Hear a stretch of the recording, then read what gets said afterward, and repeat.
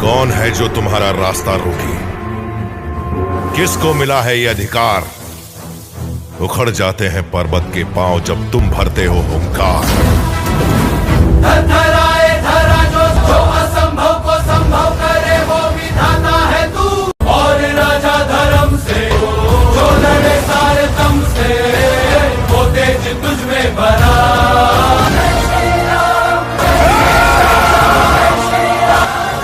पाप कितना भी बलवान क्यों ना, अंत में जीत सच की ही होती है। भारत माता की। क्या क्या क्या? वो बेताल की साधना और बेताल की प्राप्ति का मुझे बार बार मतलब मन में आता है कि साधना करो साधना करो। 3-4 साल हो गए गुरुजी मुझे मन में आते हुए कि ये साधना करो। क्यों होता है समझ में नहीं आता। बट वो कोई अच्छा, मेरा भगवान शिव का परीक्षा है क्या जप गुरुजी? किया था क्या? जी गुरुजी वो करता हूँ ना, मतलब ओम नमः शिवाय ओम का जप करता हूँ गुरुजी रोज। ओम नमः शिवाय ओम करते हो? तो वो करते पिछले हो जन्म जी। में करना चाहते थे पर नहीं हुआ ना, ऐसा हुआ था। अच्छा, पिछले जन्म में करना चाहता था मैं। हाँ, गुरु ने दिया था पर कर नहीं पाए, सफल नहीं हो पाए। और गुरुजी ऐसा भी सुना था मैंने कि पिछले जन्म में मतलब साधक था तो कोई यक्षिणी वगैरह का मेरा पीछा हो गया था या कुछ ऐसा हुआ था। कुछ ऐसा था क्या गुरुजी? मैं गायत्री मंत्र करता हूँ तो एक यक्षिणी आती है और वो मेरा पूरा जाप वाप वो करके चली जाती है गुरुजी। तो मतलब ऐसा कोई श्राप वगैरह लगा है मेरे ऊपर गायत्री मंत्र का या समझ में नहीं आता गुरुजी? नहीं, कुछ नहीं। वो तो पिछले जन्म में जुड़े थे तुम तंत्र साधना से, तो इसलिए जी ऐसा अनुभव था। तो बाकी अभी सब छोड़ दो, मैं तुम्हें साधना करा रहा हूँ। जी गुरुजी, जी गुरुजी। तो अभी क्या करना है कि मंत्र दे रहा हूँ वो। जी गुरुजी। वैसे बेताल इसी के लिए चाहिए ना, धन और अध्यात्म में ये मदद करे इसलिए ना। जी जी गुरुजी, मेरा बस यही 2 लक्ष्य है गुरुजी, क्योंकि बचपन से जो है अभी तक मतलब निर्धनता बहुत देखी और जैसे कहते हैं ना मन को मार के जीते हैं अपन, उस टाइप में जिए हैं। तो थोड़ा चाहते हैं पर ऐसा भी नहीं चाहते हैं कि उस चीज से अहंकार आ जाए और दूसरों को दबाएं। हम दबाना नहीं चाहते। जैसे कि कोई है ना गुरुजी कि कई लोग लेते हैं कि अपन को कुछ समझते नहीं है। जैसे कोई गरीब है तो गरीब को गरीब नहीं समझते हैं, इंसान नहीं समझते हैं। उन लोगों को मैं चाहता हूँ कि उन लोग को पता चले कि भाई तुम लोग जो धन लेके बैठे हो वो कुछ भी नहीं है, इससे भी बड़ी बड़ी चीजें हैं दुनिया में लोगों के पास। और ये सिर्फ एक रोजी रोटी मतलब उसका विलासिता का बस सहारा है धन। धन और कुछ नहीं कर सकता इससे ज्यादा। बस उन लोगों को थोड़ा सा वो दिखाना चाहता हूँ गुरुजी। और मतलब इतना मन में वो नहीं है, आपने भी देखा ही होगा गुरुजी कि इतना मोह माया ये सब नहीं है गुरुजी। नॉर्मली लाइफ जीने की कोशिश करता हूँ। बट गुरुजी आध्यात्म की तरफ बहुत वो है मेरा। तो मैं चाहता हूँ गुरुजी मुझे आत्मज्ञान वगैरह। सागर में रहता है एक, ठीक है जी जी। सागर में रहता है जो प्रसन्न होने पर बहुत कुछ धन के रिलेटेड ही है, ठीक है। जी जी। ये सागर में रहने वाला बेताल है, ठीक है। और ये स्वीकार करे और मुझे धन के सारे मार्ग खोल दे, ठीक है। धन के सारे मार्ग जी गुरु। हाँ, बस ये बोल दो, उसके बाद मैं आगे आगे बदलाव क्या क्या करना है धीरे धीरे बताऊँ। आज के लिए इतना करो, ठीक है। 11 दिन तक करो अच्छे से, चिंता ना करो। तो अगले हफ्ते मुझे कॉल कर। जी गुरुजी एक चीज और पूछूं? पूछो।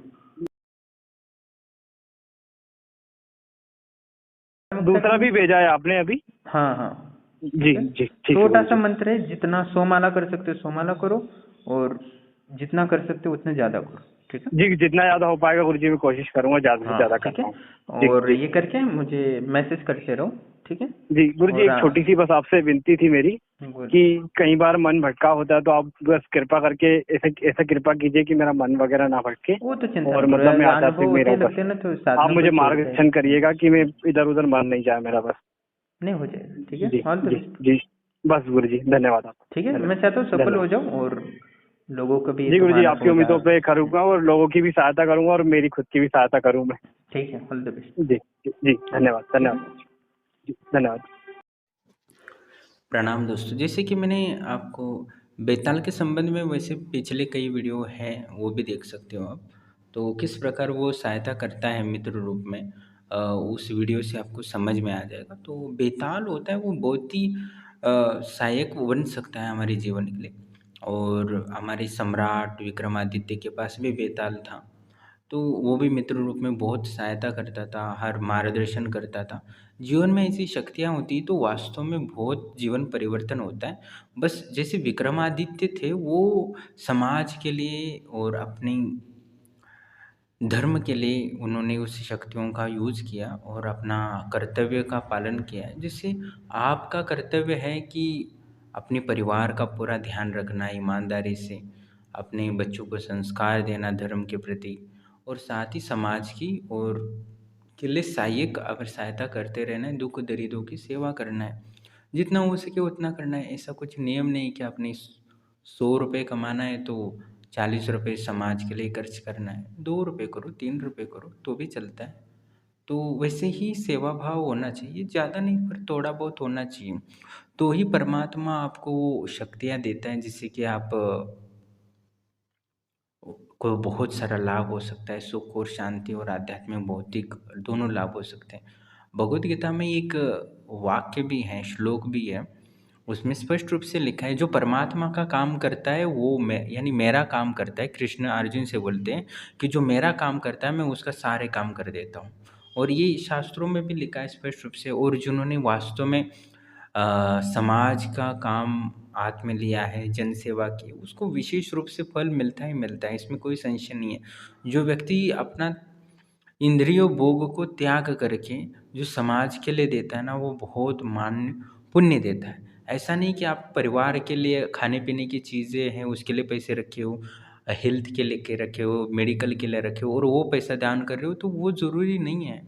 आप जो इंद्रियों तृप्तियों के लिए कर रहे हो, यानी अपनी आवश्यकताओं की पूर्ति, यानी शरीर की ऊर्जा से छोड़ के आप अपनी इंद्रियों की तृप्ति में लगा रहे हो, वो पैसा आपको दान करना है। उसमें ही आपकी भलाई है और आपका कल्याण है। आपके पास कितना भी पैसा हो, आपकी जितनी इंद्रियों तृप्ति में इच्छा रहती है उतना ही आपको दान करना चाहिए, जिससे कि आप इंद्रियों भोग से दूर रहो। जैसे गौतम बुद्ध ने हमेशा बोला है कि सिर्फ प्रमाद से दूर रहो। जिसमें आपको भोग करने की इच्छा होती है, आनंद लेने की इच्छा होती है, उसको त्याग दो और अपनी आत्मा में केंद्रित करके अपनी आत्मा का आनंद लो। यानी आप इंद्रिय तृप्ति से दूर रहकर अपने आत्मा का आनंद लोगे तो ही आप ये शक्तियों का लाभ लेगी।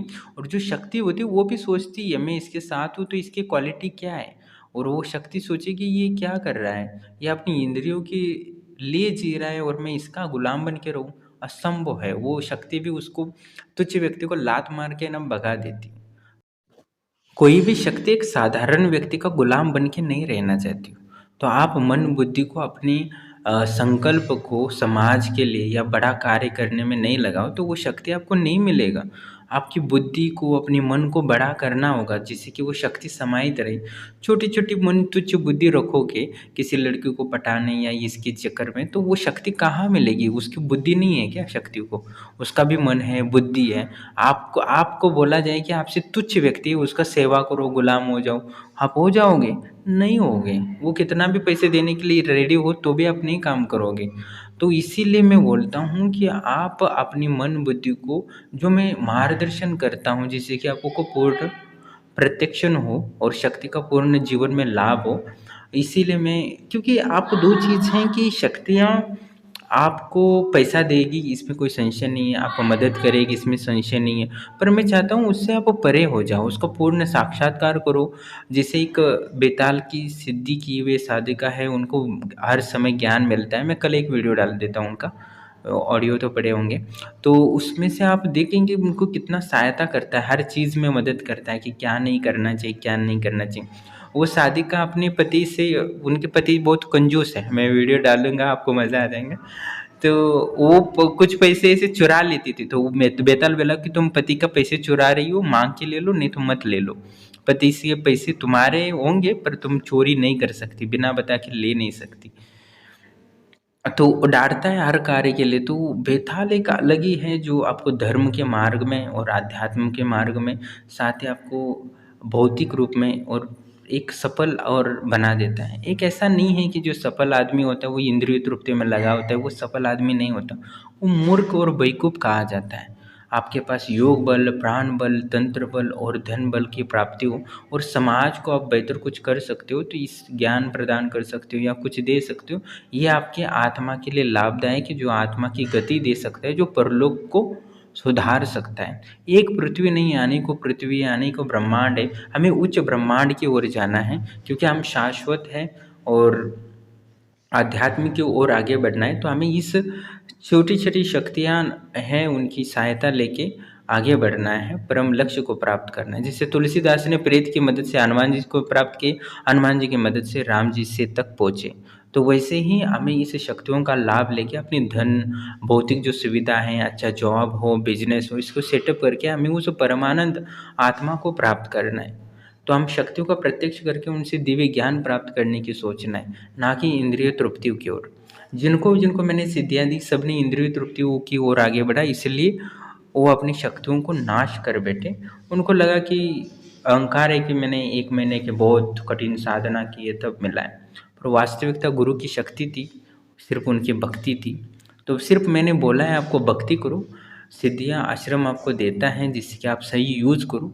और मैं तो रेडी हूँ यहाँ देने के लिए, मैं इंतज़ार करता हूँ कि कौन आएगा और एक सिद्धियाँ लेगा और अपना परिवार का भला करेगा और अपना भला करेगा, जिससे कि संपन्नता प्राप्त करेगा, ऐश्वर्य प्राप्त करेगा और थोड़ा बहुत दान पुण्य करेगा तो भी अच्छा है। ऐसे थोड़ी ना मैं बोलता आपको 100 रुपये लाभ हो रहे हैं शक्ति से या बिजनेस से, तो आपको तो 40 रुपये दान करने या 50 रुपये दान करने, 1 रुपये दान करो तो भी चलेगा, पर आपको थोड़ा बहुत करते रहना पड़ेगा, तो ही वो शक्ति आपके साथ रहेगी।